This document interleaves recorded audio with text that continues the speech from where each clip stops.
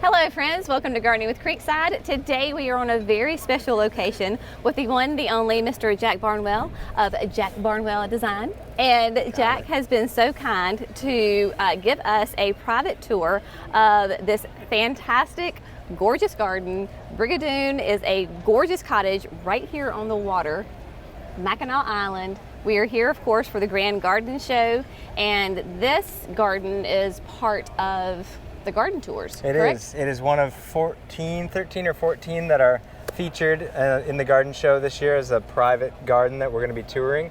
And this one is a really, really special one. It's unique in and of itself, but it's the story of what has just happened here that makes it even more impressive. And the owners also have a North Carolina connection, so that is really fun. So when we were talking to Jack, and he said, we got to go to this place because it has a fantastic story. They have a North Carolina connection as well. They're only about an hour and a half away from us, the owners. And so here we are in this brand new, tell the whole story about what happened to this poor cottage. Yeah, it's hard to believe when you see it right now, and it looks, really, really stunning. But just over a year ago, tragically, Brigadoon caught fire. And it was not a small fire. It was a very, very large-scale fire with flames shooting 30 to 40 feet out of the roof. It was a really hot, very, very big blaze. Fortunately, the Mackinac Island Fire Department, which is a volunteer fire crew, were here on the scene and bravely fought. My older brother, was the one up on the huge extension ladder, firing the big, huge cannon of water into the flames like a full-on American hero. Yes. But they saved Brigadoon, and I was here. I was one of the first on the scene. I was in town when I got the call, and I was in the house with the owners, getting all their medication and all their valuables and everything. And we thought, through teary-eyed, it was a very emotional day, but we thought for sure Brigadoon was lost forever. And it would have been a true American treasure that would have been lost forever. It was, it is an iconic, picturesque, beautiful example of Queen Anne Victorian architecture right here in downtown Mackinac Island. And fortunately, the flames were put out. A tremendous amount of the house was lost, and they had to gut out the whole entire thing, all the plumbing, all the electrical, all the drywall, all the insulation, everything, all the flooring. But the frame was able to be preserved, and they were able to rebuild, save a lot of the old beautiful windows, all the stained glass, everything was saved that they possibly could. And in just 1 year, they were moved back in. That's insane. It's insane, especially on a house of this. You can't just go out to Home Depot and buy these parts and components or anything like that. So to be able to pull a project like this off, especially on Mackinac Island, where everything is being shipped over on a boat, brought down to the site by horse and dray. It was a really incredible undertaking of a lot of amazing craftsmen from all over the region that were called in to pull this one off, and it was truly nothing short of a miracle. Absolutely. And in doing so, in doing a project of this scope and scale to rebuild it and everything, there was special permits were required and given for some large-scale equipment. Okay. So they had big lifts and cranes and all kinds of things that had to reconstruct a lot of the framing and the whole new roof structure. In fact, that whole cupola, that big, custom, beautiful, rounded cupola was flown in via helicopter and set on top of there with a helicopter. It was a very complex construction project that happened in a very finite amount of time. And so in doing so, the entire landscape got destroyed. Ripped apart, ruts waist deep, just a mucky, muddy mess, the whole thing. So we had to completely scrape it to nothing. This spring, this entire landscape was nothing. Wow. Scraped. We had a whole new irrigation system, new lighting system, all new everything, all new sod, everything new. And we pulled it off in this spring in time to be planting annuals and making her pretty for her summer glory. I know, and the hydrangeas. Yeah, they look stunning. This is like peak hydrangea season. You know, the whole island is just covered in hydrangeas. It's gorgeous. We have some really fun blooms on the island. There's like tulip time, when all the tulips and daffodils and stuff are blooming. Yep. Tulips do really, really well up here. And then it shifts into lilacs, and we've got awesome, amazing antique lilacs like this gem right up here. And then the peonies. We get a huge peony bloom. You can see these peonies. They are massive. Massive herbaceous peonies everywhere. And the foliage holds so well up here in our cooler weather. So even after they've bloomed, beautiful, beautiful foliage. And then we shift right into our hydrangea season. So if you're a hydrangea lover, they're everywhere. They're everywhere, yeah. And they're gorgeous. And they really, really are. This is Tough Stuff, you know, one of the mountain hydrangeas there. A lot of different pinky winky and limelights out front. They're just doing it. So when you're doing a landscape for one of your clients, a lot of times do you have more ideas, or do your homeowners have ideas? Like, how do you go back and forth with your homeowners trying to figure out the landscape for them? That's a good question, and it really varies. It depends on the client. Sometimes clients want to be, you know, very much so involved, and they have a lot of input, and they have a lot of knowledge about landscape and garden work and stuff, and they really want to be involved with the design process. And other times they just say, just do your magic. Make it pretty. Make it beautiful. You know, we're busy, or we got too much other stuff to do. And that honestly happens more often than not. And fortunately, you know, over years and years and years, I've built up enough kind of a, I don't know, repertoire or whatever you want to call it, where you get some street cred, you know, and then people can trust you that you just do your thing, can pull it off, you know. But this one was a doozy. I mean, all new, everything, and so it took a tremendous amount of work to pull this one off. I really do like the hardscaping too that we went with here. So it's beautiful. It used to be flagstone pathways down through here. They were probably 30, 40 years old. They were really rough and cottagey. I liked it, but this is, we totally changed the kind of design and vibe of all the hardscaping around Brigadoon. This is a sand molded brick. So really will patina beautifully and look like, you know, it'll antique really, really nicely. And then this is a tumbled bluestone kind of accent there in these walkways. And the thing I like about sand molded brick, you know, like a natural clay brick, is that it grows a little bit of that moss, you know, and that patina to it so well. And it'll wear down and age and look great in 100 years. It's beautiful. Where like the products, the manufactured concrete products are great, and they're fantastic and everything, and they have their purpose for sure. But on a home like this, the character. Yeah, they wouldn't quite be the right fit for this style of home and architecture. So a little bit more of an antique brick style there was, you know, in order for sure. Absolutely. So then with these retaining walls, are these new? No, those were here. They were about all that was left. Yeah, but these are original to the house. These just old tiers. And when the current owners bought this place, they've owned it since the early 90s. And when they bought it, from the back of the cottage, there was just a little like goat path through the weeds and brush to get up to the barn. You couldn't even see that there was a barn back there. And the barn was in such terrible disrepair that it was leaking water and everything, and there was like rot everywhere. I mean, it was just a nasty ramshackle thing back there. And with a little path through the brush. And so you couldn't even, they didn't even know these walls were here or any of this stuff.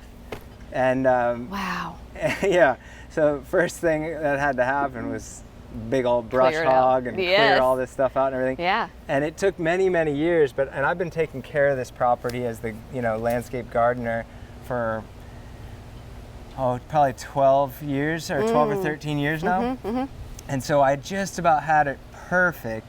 And then the fire happened. The fire hit. So then you got to start all over. Yeah, we really did. So what did you do? Okay, so knowing that garden that you had lovingly taken care of for 12, 13 years, and then you had to start all over. Like, what was something that you're like, okay, well, maybe it's a bad thing, but we're going to start. This is a good thing because now I can finally do this. Yeah. Or was there that, or were you just kind of heartbroken that you had to start all over? I mean, it was heart-wrenching for sure, right. to see it the way it was. But the old lawn was really lumpy and rocky and always a pain to mow. So, you know, by having the whole entire thing scraped, we were able to grade it really, really nicely and get it, you know, super nice. And this is all gorgeous. sod. Yeah, it's beautiful. 100% brand new sod that was just laid. So to be able to have a brand new, nice, smooth sod lawn is pretty nice, yeah. And an entirely new irrigation system. So before, it was a really old system, and we were moving heads around and adding zones everywhere, and you can only do that for so long. Sure. And then all of a sudden, you know, it just becomes a pain in the booty. So now to have a brand new system, so everything has perfect coverage, and you know, the lawn is super lush and green, like it's kind of nice. Yeah, it's kind of nice. It is absolutely, you know, stunning and this gorgeous. This is RD up here. Ah, so here's the stable. Oh, yeah. RD is an absolutely beautiful horse, a true show, and he likes pulling carriages. Hello. He's a very, very nice guy, very well behaved, and he's being a little shy right now. He's being a little camera shy. Yeah. Quite tall though. He is. How big he is. Hi. I know. And the barn, you know, this was really like headquarters for the reconstruction. Okay. And which literally just finished earlier this summer. So the barn was where all the carpenters and the painters were set up. Yes. And they'd use this space for storage and doing a lot of painting and stuff like that. And they're just now getting it back, you know, reorganized and reconfigured. And underneath all these big curtains are the carriages. Beautiful antique carriages, which do get used still regularly. I was going to ask. Get them out, use the carriages, clean them, keep them working, you know, and lubricated and going, and which is really cool. Some of these clients up here and homeowners, they have these iconic, beautiful Mackinac properties, but to have the horses and the carriages and kind of keep the whole Mackinac lifestyle alive is so amazing, because it's not, you know, it's not easy and it's not cheap, and, but there's very few places in the country that you can have, you know, this is such a unique place. Antique carriage. I mean, I can't think of anything, any place that I've ever even heard of that's like this. So question, I mean, you would know this. So what do they do with the horses in the winter? Do they stay? I mean, they're on the island in the summertime. There are about 600 horses. Wow. Most of them are owned by Carriage Tours, the big, huge company that operates all the Carriage tourist buggy rides and stuff. All of those horses go up to Pickford, Michigan. Okay. They have a massive 400-acre farm where they let all the horses out to pasture for the whole entire winter. Okay. And they get all shaggy and hairy and just, you know, have a good old time and get all fat and happy in the winter. Yeah. And then they come back to work in the spring. Okay. Okay. And believe it or not, those horses love working. Well, I mean, that's what they're born designed to and do. bred to work, and they love to pull. And when they get up here to the island, they are just chomping at the bit to, pardon the pun, yeah, but they do love it. This is the raspberry patch here. Oh my gosh. Kind of went through its first production already earlier this summer, and then there's a lot of these that are fall bearing as well. Yeah. So now we got a few little guys left there. There you go. They're pretty good. Yeah. Real little sweet. tart? No, they're good. They're sweet? Yeah. They are. They're good. Those are delicious. Yeah. There's another huge raspberry patch behind the barn too. I think they're funky and wild. I like raspberry plants. No, they are fun. As long as they're kept in one spot and one spot only. Because those run, yes? Oh yeah. Yeah. Oh, so that's why they're in that one spot. And then, okay, so, oh my word. So what is this? What hydrangea is this? Isn't this cool? This we get is a million amazing. questions about this hydrangea. Did you get this Great blue? Star. That is stunning. It's a Great Star hydrangea. And right here alone, you know, you can see 3 different varieties of hydrangea. We have the Limelights, the Great Stars. These are quick fires. Well, actually 4 varieties, Yeah. and then Tough Stuff right here. Beautiful. Gorgeous. So what would you say would be one of the biggest challenges of gardening here on Mackinac? One of the biggest challenges is just being respectful of the seasonality of Mackinac Island. And so the winters are really, really harsh, right? Right. And a lot of these clients, you've got to have a really good understanding of what it is that they really want and desire. This particular client, they love to be here and have the big, beautiful color. It's very sort of Victorian to have all this big, colorful, Right. you know, beautiful show. And we really wanted to show off Brigadoon after the fire. So it's just loaded with color everywhere. And they've had, you know, quite a few parties in celebration of her being back in all her glory. And so, but in the winter time, it's really harsh. It's a tough winter here. So you got to pick out plants that are really hardy, can handle being whacked back really hard, and you know, will wait for the spring, because springs are really, really cold. And they take forever. So you can't have finicky plants that are real sensitive or anything like that. So picking out, you know, super tough genetics and, you know, just hardy plants that will thrive here is, you know, always a challenge. Isn't that beautiful? That stained glass. Yeah, all the glass work is just stunning. Unfortunately, it was all saved in the fire.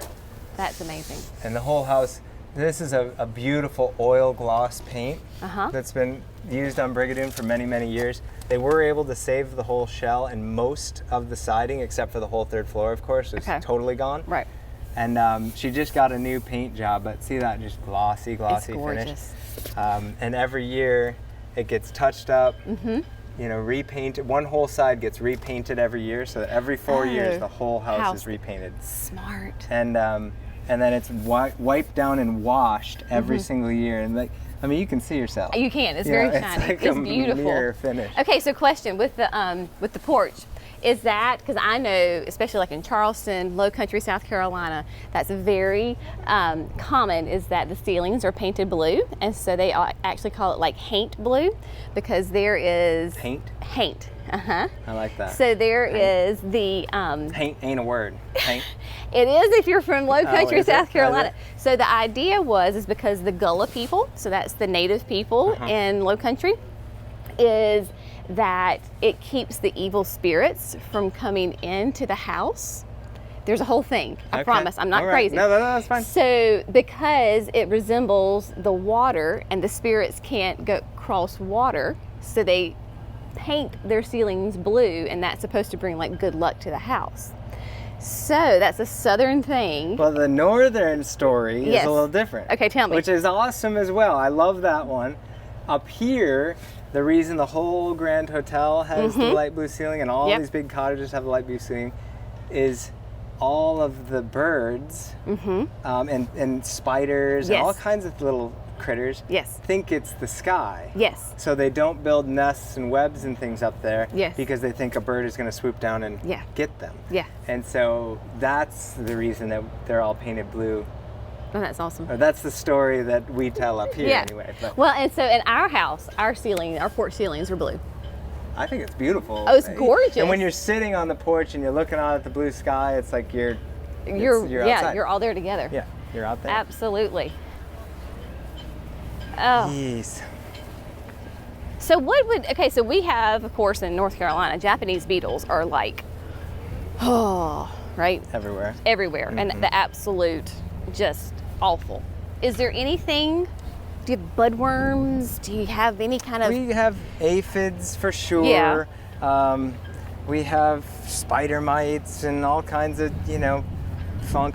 But we have harsh winters. And the harsh winters kind of is a good and a bad thing. It keeps a lot of those bugs at bay, but it also is very limiting in the garden as well. So it's a blessing and a curse. But the the aphids can get really pretty nasty sometimes, but really you just got to be on it. I mean, my advice for pest control is as soon as you start to see bugs like that, whack them back, rip them out. Yeah. Get rid. I don't really like to spray Yeah. much at all. Right. And so I would, if a plant can't handle me chopping its whole head off because it's got bugs on it, Yeah. then that plant doesn't belong in the garden anyway. No, that's you right. know? It's too I'm fussy. trying to help you, for crying out loud, you know? Yeah. It's too fussy. I know. So I don't know. I don't like to fuss around and mess with chemicals too much at all. Yeah. So I'd rather just go with really, really tough plants That can handle that can handle, you know, some abuse or some complete and total neglect, or can handle some bugs and fight them off or whatever, right? Yeah.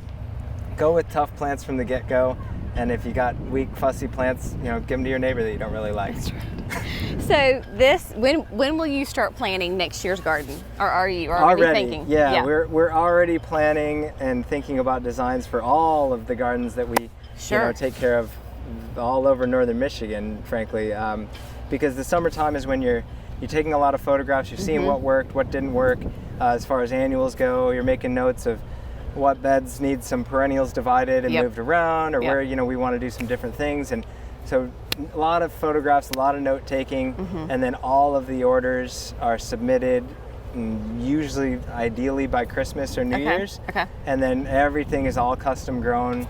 We have 7 semis full of annual flowers that come up every spring for Mackinac Island.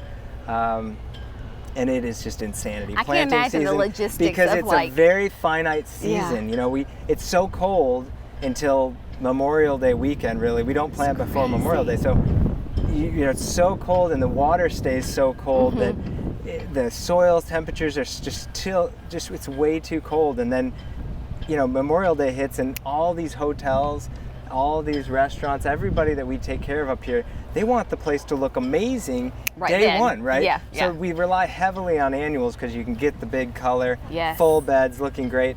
But we have a very finite amount of time when we can make it all happen. So how big is your staff? So I mean, like the crew on the island here, ideally at the springtime is like 16 to 20. Wow. Yeah. That's not very many. No, in the for what spring you're we doing. could use 40 for sure. Yes. But at the same time, really good people that are, efficient, knowledgeable, good planters. I don't know. It's sometimes if you have too many cooks in the kitchen, they're just tripping over each other and everything. But Brigadoon gets planted in about a half a day. The whole Iroquois Hotel gets planted in a half a day. Wow. Yeah. That is crazy. And Brigadoon, I mean, as you can see, there's a tremendous amount of flowers, a lot going on here, but it's a very organized machine.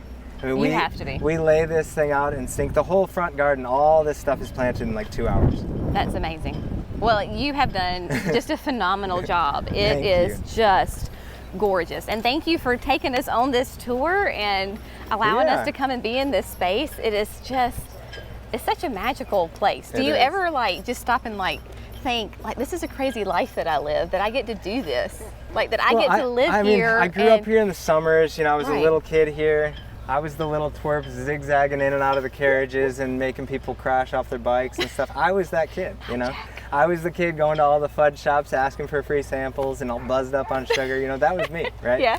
And so sometimes I do have to stop and pinch myself and say, this place is actually pretty awesome for sure. It really is. And it's an honor to be a part of so many of these gardens and these landscapes because I feel like I've left, a little mark and a legacy here. My family has been here for 70 years on the island. And so it's neat to be doing my own thing in my own way and my own art. But I'm also excited to be doing other things too. Sure, kind of expanding and moving on and doing all kinds of other things too off island, and that's exciting too. And life has a way of It's funny, isn't it? taking us in all kinds of wild and crazy And you're directions. like, how did I get here? Yeah. This is fun. As soon as you try to plan something is when you realize that you are not at in all control. in control. But as long as we can laugh about it and make sure we have a cocktail at the end of the day, That's right. then Absolutely. we'll be good to go. And no, it really is. It's special, and to have clients like this that truly are passionate about historic restoration and absolutely beautiful gardens and doing things beautifully and doing things the right way is, I'm very lucky for sure. And you get to be a part of their family. Like it's back and forth. Oh yeah. Like you're so intimately tied to these people. Definitely, you know? Definitely. Which is, it in and of itself is an honor to have that kind of trust and be able to, walk right into these gardens, and I feel like I could walk right in and sit down at the dinner table any night of the week with almost all of my clients, and there's always a place at the table for me, because I've been so a part of so many of their lives, especially Brigadoon. It's been such a tremendous, it's gorgeous, crazy rebuild process and everything like that. So it's amazing. Yeah. Well, thank you again for this tour and spending time with us. You are a very busy man, and so for Jack to take some time today, he is the man of the hour, and so again, we greatly appreciate it, and thank you for everything. Thank you for doing this, and thank you for being you. You bet. We appreciate it. I hope you guys all have a good day or good night or whatever it is, wherever you are out there in YouTube land. That's right. Okay, friends, as always, thanks so much for gardening with Creekside. We'll see you in the next video. Bye, friends.